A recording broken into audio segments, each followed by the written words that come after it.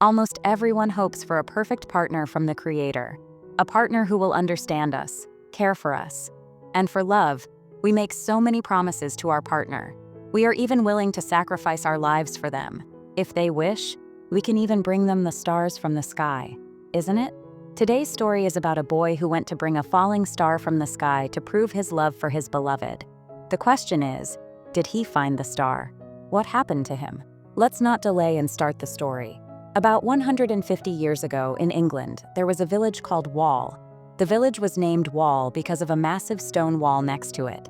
This wall acted as a border around a magical world. That is, Earth and a parallel magical world existed side by side. The magical world was called Stormhold. There was a section of the wall that had broken down. For this reason, a guard was stationed there to stop anyone from crossing into Stormhold. The rule was strict. No one from the magical world could come to Earth, and no one from Earth could enter the magical world. In this village of Wall, there lived a young man named Dustin. From a young age, Dustin was extremely curious about what lay beyond the wall. One day he came to the broken section of the wall. However, the guard on duty tried to stop him. But Dustin, tricking the guard, ran past him and crossed the wall. As he ventured further, he reached a small village in Stormhold. He entered a market there, and what he saw amazed him. There were bizarre and magical things everywhere. For example, a small two-headed elephant was kept in a cage for sale. Eggs looked alive, and one of them even looked at Dustin with a single eye. Many more strange and unique things were being sold in that market. In the midst of all this, Dustin's eyes fell on a girl.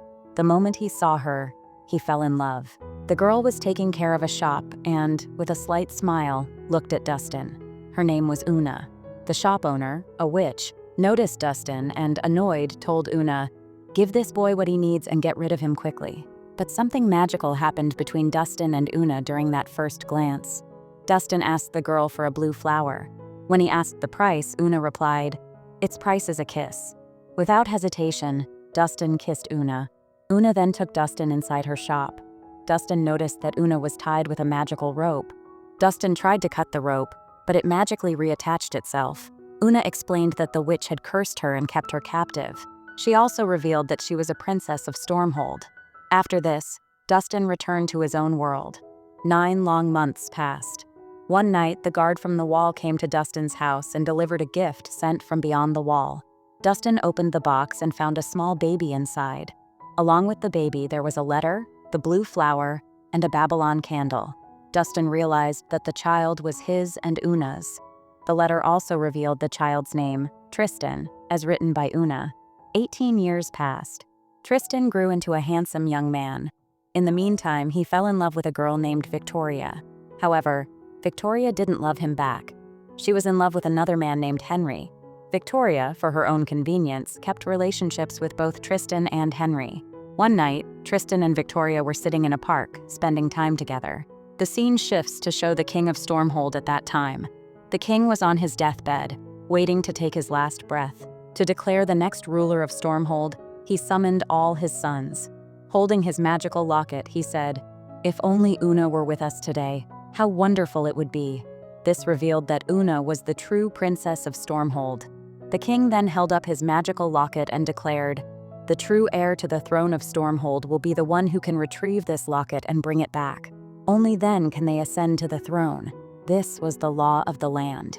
Without the locket, no one could rule the kingdom. As he spoke, the locket shot into the sky with incredible speed and collided with a star, creating a massive explosion in the sky. The star, along with the locket, plummeted straight to the parallel world. When it hit the ground, the star transformed into a woman. Meanwhile, Prince Primus and Prince Septimus, the king's 2 sons, immediately set out to find the locket. And with that, the king took his final breath. On the other side, in the human world, Tristan and Victoria were sitting in a park, watching the falling star. Victoria said, "7 days from now, Hans will propose to me. He's even gone to Africa to get a special ring just for me." Hearing this, Tristan said, "If I bring you something more valuable than what Hans gives you in 7 days, will you marry me?" Victoria replied mockingly, "What could you possibly give me?" Tristan looked at the falling star and said, "I'll bring you that star." Victoria said, "All right, I'll wait 7 days. "If you bring me the star and propose before Hans, I'll marry you."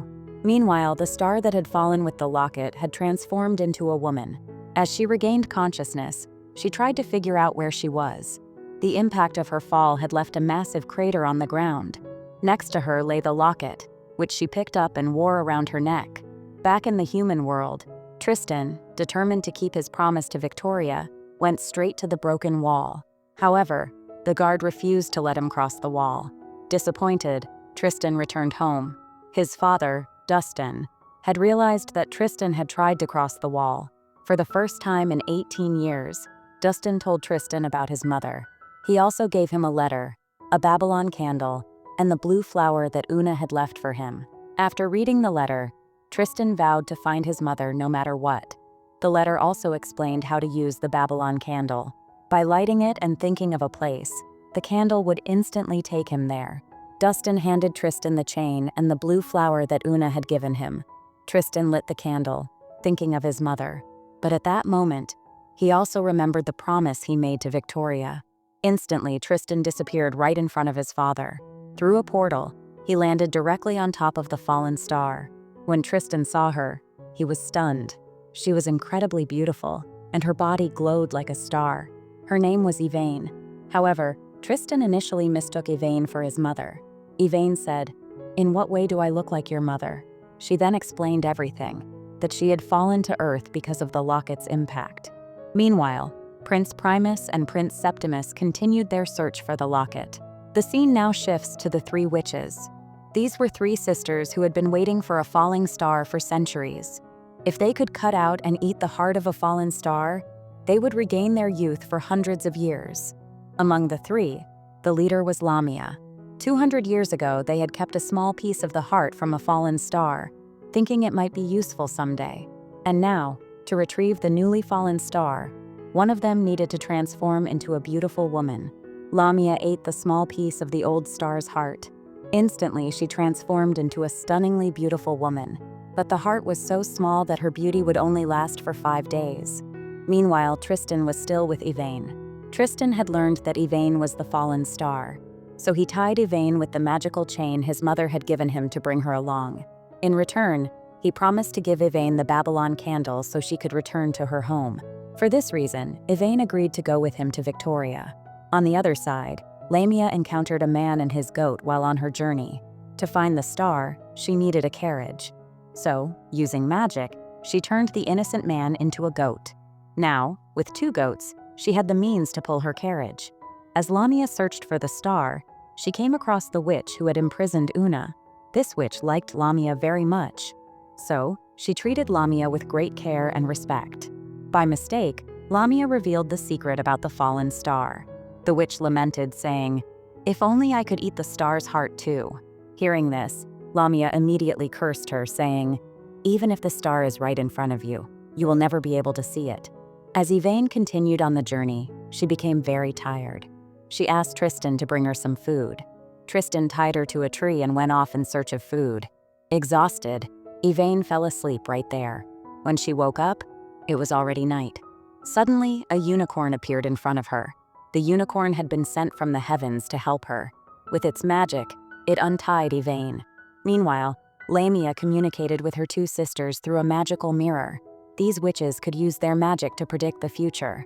However, to see the future, they had to sacrifice animals. Lamia's sisters informed her that the star would soon arrive exactly where she was standing. Lamia immediately used her magic to create a hotel at that spot. Unfortunately, the unicorn brought Yvain directly to Lamia's hotel. Lamia recognized Yvain as the fallen star by the radiant glow of her body. Lamia brought Yvain inside and treated her with great hospitality. Yvain, delighted by the care, began to glow even more brightly. Lamia knew that the more radiant the star's heart, the longer she could remain youthful after consuming it. Meanwhile, Tristan returned to find Yvain missing. He fell asleep under the tree. Another star appeared to Tristan in his dream and warned him, "Yvain is in great danger. Please save her. A carriage will pass by you soon. Get on it at any cost. The owner of the carriage shares the same goal as you. Go with him, and you will find Yvain." When Tristan woke up, he saw no one. But soon, he spotted a carriage. He tried to board it. The carriage belonged to Prince Primus of Stormhold. Inside the carriage were also the spirits of his dead brothers. Primus thought Tristan could help him, so he allowed him to join. As they traveled, they arrived at Lamia's hotel. They decided to spend the night there. Meanwhile, inside, Lamia was preparing to cut out Yvain's heart. At that moment, Tristan and Primus entered the hotel. Lamia had no choice but to let them stay. However, when the opportunity arose, she killed Primus. Meanwhile, she gave Tristan a drink mixed with poison. As Tristan was about to drink it, the unicorn appeared and knocked the glass over. Seeing this, Lamia set the entire place on fire. She quickly ran to Yvain and tried to cut out her heart. Tristan somehow managed to save Yvain and lit the Babylon candle. He told Yvain to think of home. Instantly, the two vanished from there. But they soon realized that the candle had left them on a cloud. This happened because when they lit the candle, both of them thought of home. Yvain's home was in the sky, while Tristan's was on Earth. That's why the candle's portal left them in the middle of both places. At that moment, flying pirates captured them. You might already know what pirates do, but these pirates had a unique task. They captured lightning bolts from the sky. Fortunately, their captain, Shakespeare, was a kind-hearted man. He treated Tristan and Yvain with great care. He gave them new clothes, food, and even taught Tristan how to wield a sword, and Yvain how to dance. Tristan and Yvain danced together, growing closer. Meanwhile, the news of Primus's death reached Septimus. So far, all the dead prince's spirits lingered with the living ones, until someone claimed the locket and ascended to the throne. Septimus was now the last surviving prince. However, he couldn't ascend the throne without the locket. Septimus learned that the locket was with a star. If he could retrieve the locket and eat the star's heart, he would become immortal. Determined, he set out to find Yvain. On the other side, Shakespeare dropped Tristan and Yvain near the village of Wall. As they journeyed, their chemistry seemed to deepen. After traveling for a long time, they became exhausted and came across the witch who had imprisoned Una. Tristan asked the witch for a lift in her carriage. Because of Lamia's curse, the witch couldn't see Yvain. She agreed to give Tristan a lift in exchange for the blue flower he carried. The flower was magical. It protected its bearer from any harm caused by magic. The witch had transformed Una into a bird. When Una saw the flower, she immediately recognized Tristan as her son. She also realized Yvain was a star when she saw the locket around her neck. But due to the witch's magic, Una couldn't act. To lighten Tristan's load, the witch turned him into a mouse. Yvain had no choice but to travel in the witch's carriage. Seizing the moment, she confessed her feelings to Tristan. When they reached the village of Wall, the witch transformed Tristan back into a human. Tristan and Yvain happily spent the night at a nearby inn. By now, Tristan had begun to develop feelings for Yvain. But suddenly, he remembered Victoria. The next morning, Tristan cut a lock of Yvain's hair while she slept and left for Victoria's house. He intended to propose to Victoria with Yvain's hair. However, upon reaching Victoria's house, Tristan discovered she had already married Hans. Even though Tristan had returned within 7 days, he was too late. Despite this, he gifted Yvain's hair to Victoria. But as soon as the hair touched the ground, it burned to ashes. Tristan realized that if Yvain stepped foot on Earth, she would turn to ash in an instant. Finally, Tristan understood that his true love was Yvain, a love that didn't require tests or expensive gifts to prove itself. Tristan rushed to stop Yvain. Meanwhile, at the hotel, Yvain couldn't find Tristan. From the hotel owner, she learned that Tristan had gone to Victoria. Yvain's heart broke, and she began walking toward Tristan's village without knowing what to do. On her way, Tristan's mother, Una, saw her. Una shouted and called out to stop her, but Yvain couldn't hear anything. Helpless, Una locked the witch in her carriage and drove toward Yvain herself. After much struggle, she reached Yvain and stopped her from crossing the wall. She revealed that she was Tristan's mother. Meanwhile, the witch had used her magic to open the carriage door and escaped. But she couldn't see Yvain due to Lamia's curse. Furious, she started yelling at Una. Suddenly, Lamia appeared. Her beautiful face had already begun aging because her 5 days were over. During their conversation, an argument broke out between Lamia and the witch. In the heat of the moment, Lamia slit the witch's throat and killed her. As a result, the curse on Una was lifted, and the chains binding her fell off. But now, Lamia kidnapped both Yvain and Una. All this was witnessed by the guard across the wall. When Tristan arrived, the guard informed him of everything. This time, he didn't stop Tristan but told him that Lamia had headed west with them. Tristan found the flower he had given to the witch lying on the ground and took it with him. Lamia's home was in a deep canyon. There, Tristan met Prince Septimus. Since Septimus had no soldiers with him, he teamed up with Tristan. The two of them snuck into Lamia's home together. Septimus quickly killed one of Lamia's sisters. Septimus saw that his sister Una was there, along with the spirits of all the dead princes. Septimus tried to kill Lamia, but she had crafted a voodoo doll of him using black magic. Using the doll, she easily killed Septimus. With that, Septimus's spirit joined the other princes. Tristan had been hiding all this time. When Lamia tried to kill Yvain, Tristan stepped out. For the first time, Tristan met his mother. Una told him, "Show them that you are my son. Save Yvain at any cost." Tristan first freed all the animals Lamia had kept captive. Angry from being imprisoned for so long, the animals attacked Lamia's sister and killed her by tearing her apart. Finally, Tristan confronted Lamia. During the fight, Lamia pretended to let Tristan and Yvain leave, but it was all a trap. As soon as they stepped outside, Lamia sealed the entire house and began attacking them with magic. This time, Yvain revealed her true power.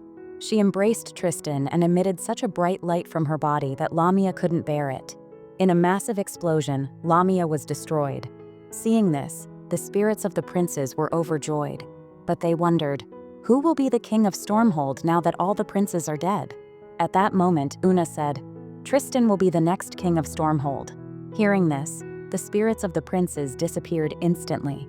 This meant that the locket had found its rightful heir. In the next scene, we see Tristan's coronation. Thousands of people had gathered to witness the ceremony.